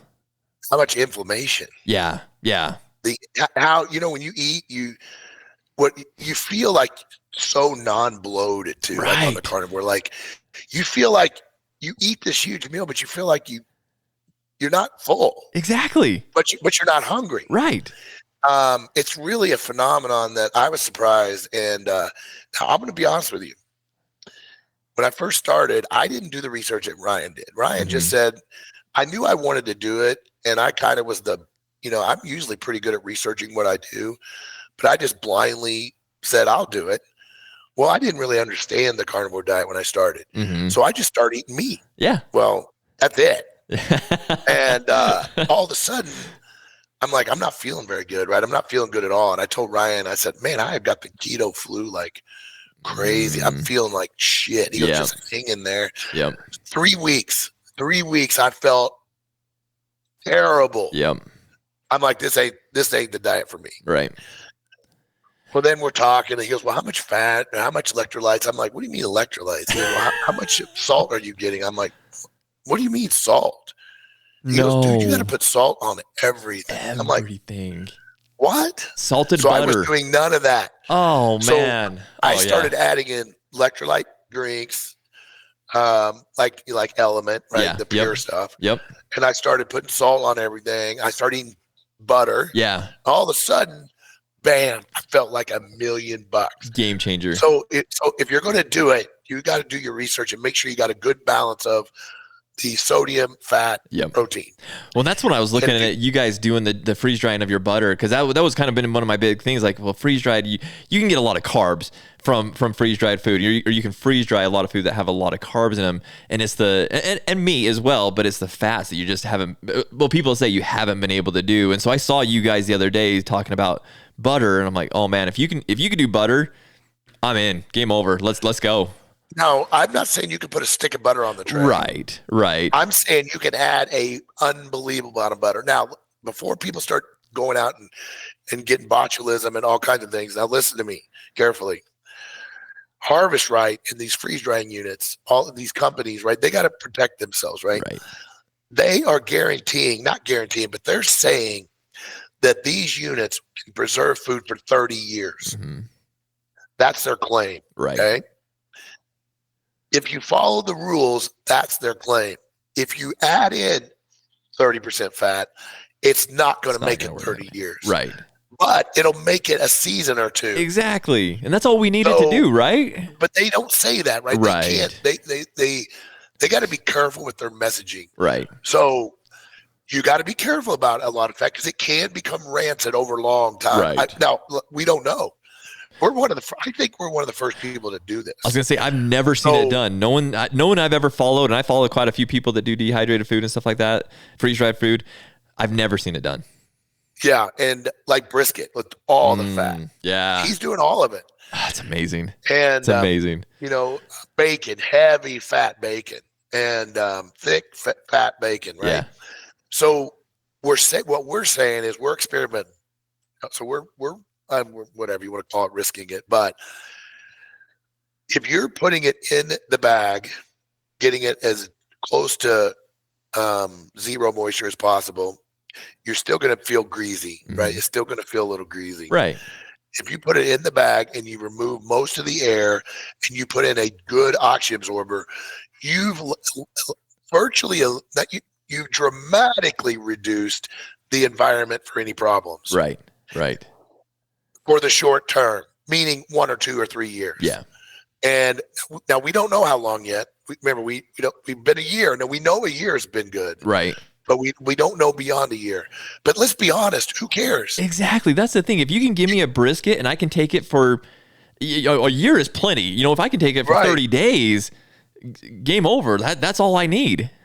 Now, if you want to make a bunch of meals for prepping and emergency use, don't do that. No. Do your normal stuff, right? Do your spaghettis, do your normal foods that have certain, have reasonable levels of fat. Right. And do those for long term. But for hunting, if you want to put a little more fat in, a little more butter, a little more fatty meats, all that stuff, then we think it works fine. Yeah. Man, so amazing. When we started recording the course, we weren't doing the carnivore yet, right? So Ryan and I spent like 2 weeks recording. So now we got to go back because we talked about don't use this fat, don't use that fat, because that's what they told us. Right. Well, now we've experimented. We know that you can, and with under certain conditions. Right. So Ryan's like, we got to go back and redo something. I'm like, I know. So, but that's the cool thing about your courses, though. That's the cool thing about those courses is you can go back and there's probably going to be some changes to e-scouting in the future years. And I shouldn't say that. There's changes all the time to e-scouting. Let's be honest. And so technology changes. It does. But that's the cool thing about your courses. You can go back and change those things and kind of keep them up to speed. So that going back to those hunters that only get to hunt 10 days a year, they can always go back to those courses and be able to be educated on them. New information, right? Exactly. It's a beautiful thing. So, I'm excited about the food stuff because I think it applies to a lot of people and not just hunters, right? I mean, so I put that webinar series out, and I think I'm going to make it available through this little. So literally, for the less than a price of a meal, right? You can take the course. That's what I'm thinking. That's going to be my tagline. For less than a mountain house, you can learn how to do it yourself, right? I think you're selling yourself short there, though. It's $9.99. I know. That. Like, I want to that. It's funny you said that because we've got the bear tour. We're doing this bear. There's 5-city bear tour this year, right? It's going to be. Jeez. It's going to be a job. Well, the big argument is, what do we charge for tickets? Mm-hmm. Well, we only could take 60 people. So we could charge almost what we want. A lot. And that's not my style. And that's not right. That's not our style. Right. And we've got a couple partners that want us to raise the price rate. I'm like, we're not. Because I can't live with myself. I can't do it. I can't produce an event knowing that people can't come because it's too expensive. Right. Now, there's going to be people that won't do it because they think it's, they can't afford it or whatever. But I want most of the people to be able to do it, right? Right. Here's my thinking is I would rather do that and make less and just love it. Yeah. Because guys, this is a business of passion, if you can't tell. I mean, we love being able to do what we do. Yeah. And now Ryan, even, believe it or not, I'm going to give him some credit. He's starting to love sharing it. Nice. He used to wouldn't tell you shit. That guy would tell you nothing in his 30s, right? It was everything was a secret. Everything's a secret. It shocks me sometimes when we're doing presentations what he says now. Uh-huh. I'm like, did that just come out of his mouth? And but we need it. We've realized that the age we're at now that we need to give back to what's the sport we love. And so we have to charge something because it costs us money to do these things. But I want to make sure that the tours, my courses, all the things we do is always the value is way, way, way, way, way higher than the price tag. Right. And if the minute I feel that that's not the balance, then I'm going to change the way I'm doing things. Well, I'll just speak for all the listeners out there that get that. And just thank you for that, because it really is priceless information that takes a lifetime to get. 59 years, right? It takes some time to put that knowledge together and to be able to. 59 years of failure. Guys, here's the thing. I'm not teaching you how to do anything. I'm just teaching you what not to do. How to not fail, right? Oh, it is honestly the courses that you have, man. It's nice. The videos that you guys are pumping out it's so beneficial. It's so educational. And you called me would you call me Ryan Lampert's fanboy or Lampert's groupie. Yep. But honestly, fanboy. Like the stuff that I learned from him and from you and from Brian, from everybody, and I hope people are learning from my podcast is, that it's only benefiting me. It's helping me be not only just a better hunter, but it's helping me be a better human being. It's improving my fitness. It's improving my relationships. It's improving so many things. And so, like we think it's this little simple thing of like, okay, yeah, we're going to show you how to cook DIY food. No, it's not really that. It's a lot bigger picture than that. So yeah, again, just for all the listeners out there that, don't get the chance to, I just want to tell you thank you for what you guys are doing. I appreciate it. Well, I do want to say one quick thing, if you don't mind. Yeah, go for it. I am doing a new venture, and this is something a little out of my comfort zone. So I partnered with Peaks, and I've been a partner with Peaks for a few years now, but we're expanding our partnership, and they've convinced me to do this weekly. It's called the Thrive Vodcast. It's going to be 15 minutes. Like, it's not like there's a lot of value in this long form podcast that you're doing, man. Right. I mean, guys, if you listen to this podcast carefully, there's 10 or 12 nuggets that are going to be very helpful to you. Yeah. That you got to listen closely, right? So there's always but what's missing? I don't want to do another podcast. There's no way. Oh, there's so many of us out there. I love being on the podcast. Right. I love what you guys are doing, but that's not my cup of tea. What I want to do is I want a show that's easily digestible in 15 or 20 minutes max. 20 max, that's our max, where I cover a feature every week. Like I've got 48 features already worked out. For example,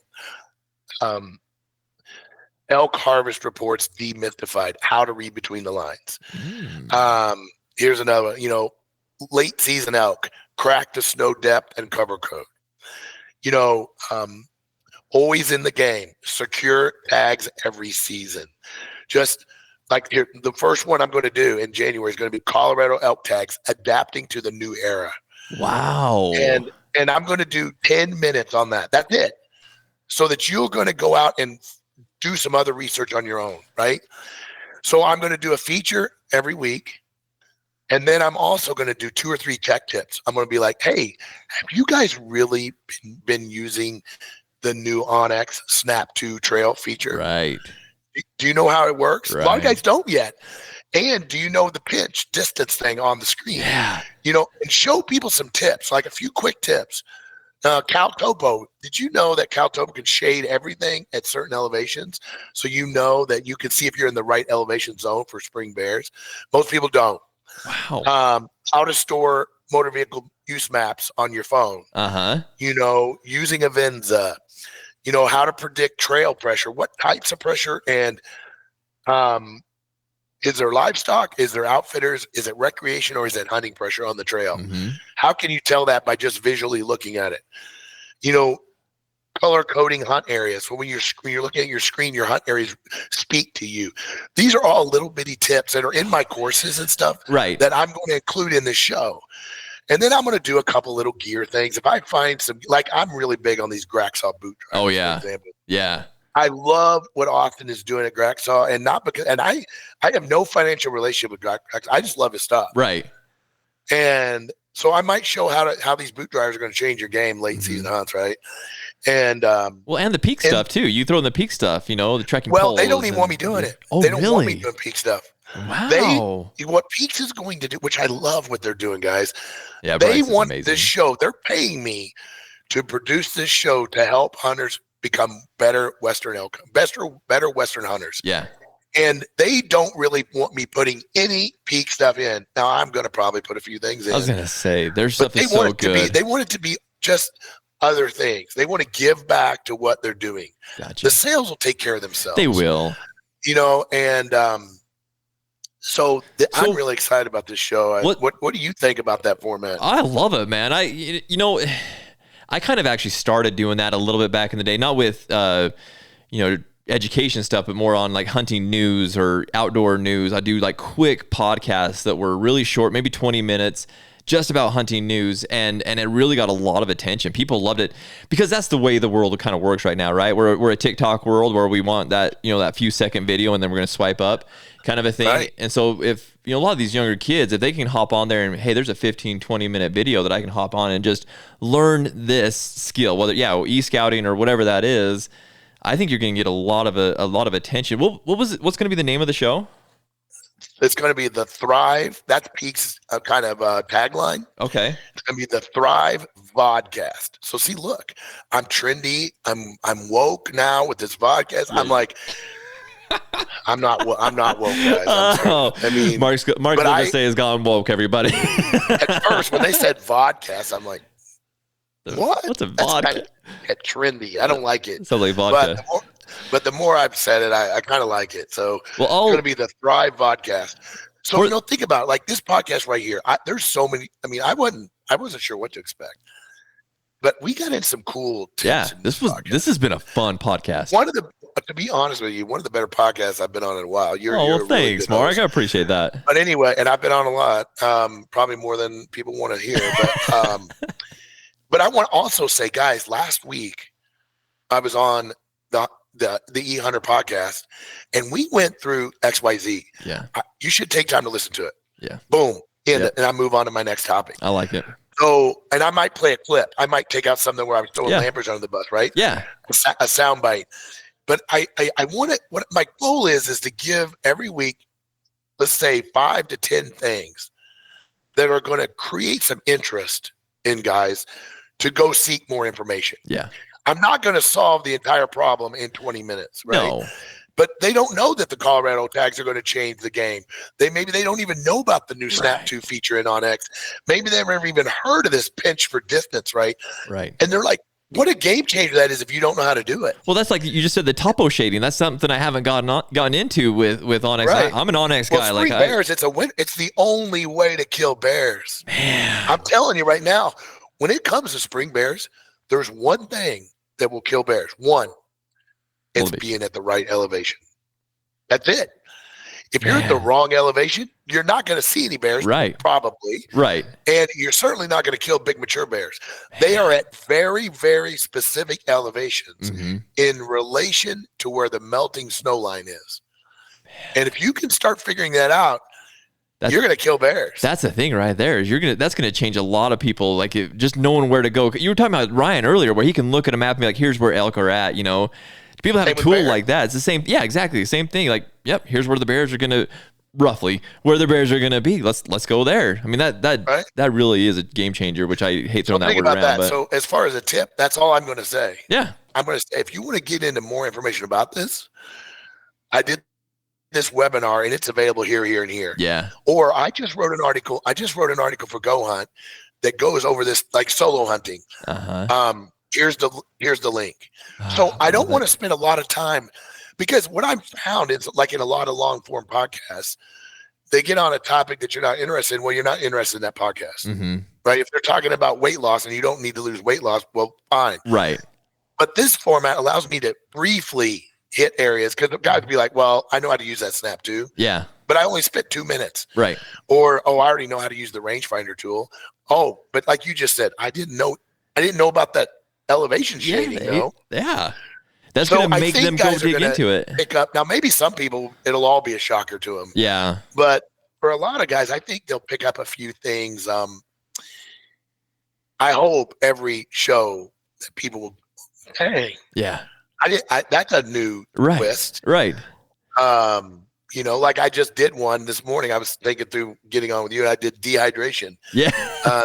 The ultimate hunt killer. Yeah. That's the title of that series. Like, mental fatigue. It's real, but it can be beat. Yeah. Yep. Right.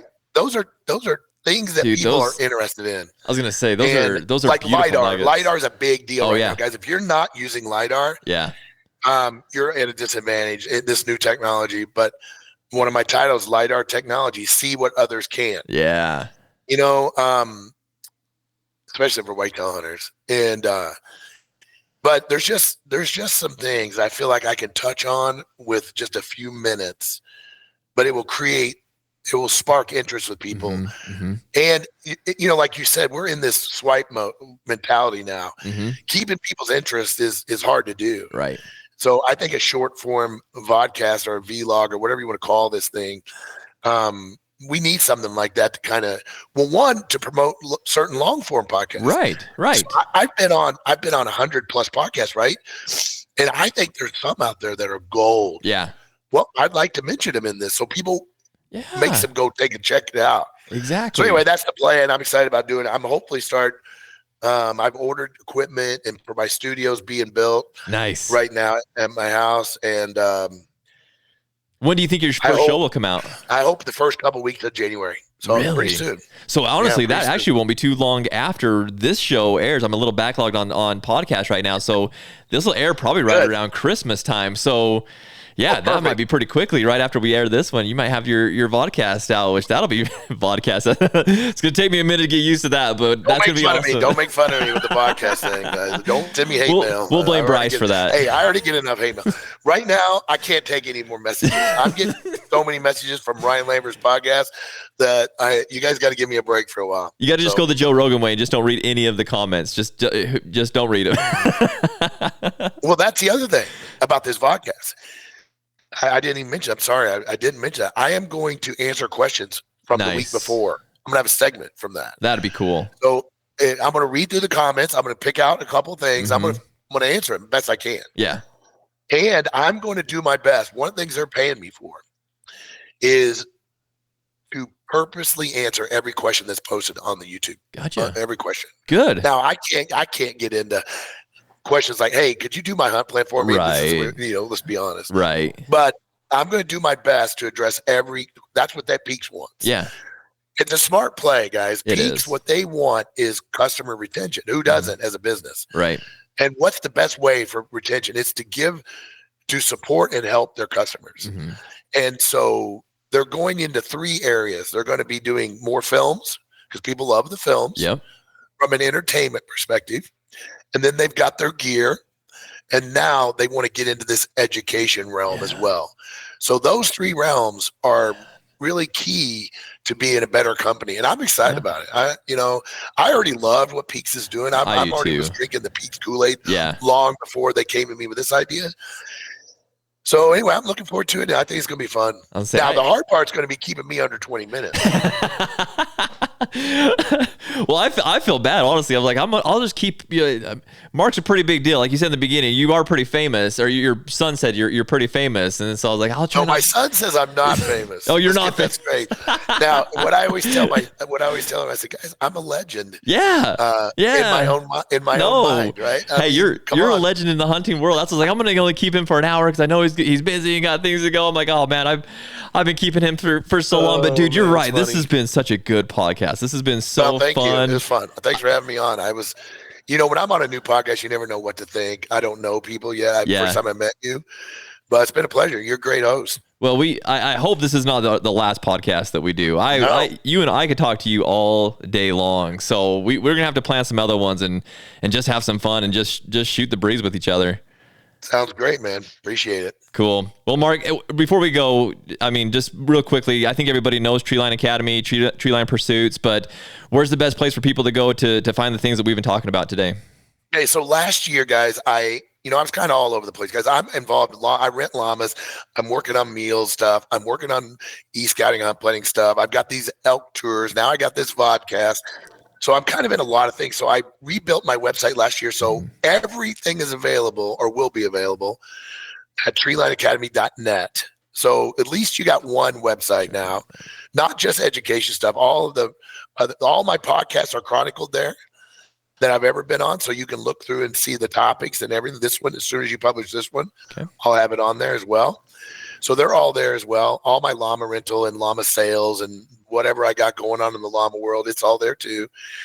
And then if follow me on Instagram, that's about it. Treeline Pursuits. It's easy. And if he's not out hunting for 126 days, Mark and I have been trying to do this podcast for, I don't know, Mark, we tried to for a little while. Dude, this is podcast season right now. December to about March. Yeah. Right. So we finally got it done. So if it's not during those times, we'll catch him up. But I'll put links to the website in the show notes so you guys can go and check that out. Love having everything all right there. That makes it very easy for everybody. But honestly, guys, I know we've talked about a lot of stuff here, but if you want to be a better hunter, if you want to get some education and hone the skills and hone those weaknesses that you have, this is where I would start. We've talked about a lot of great places on this podcast, but this is a great place to start to get that education and those things that you need to be a better hunter and be more successful and get out in the mountains more. So, Mark, thank you so much, man. I sure appreciate you taking the time to be with me today. Thanks, man. Appreciate it. Okay, we'll talk to you later. Thanks. See you, man. Bye.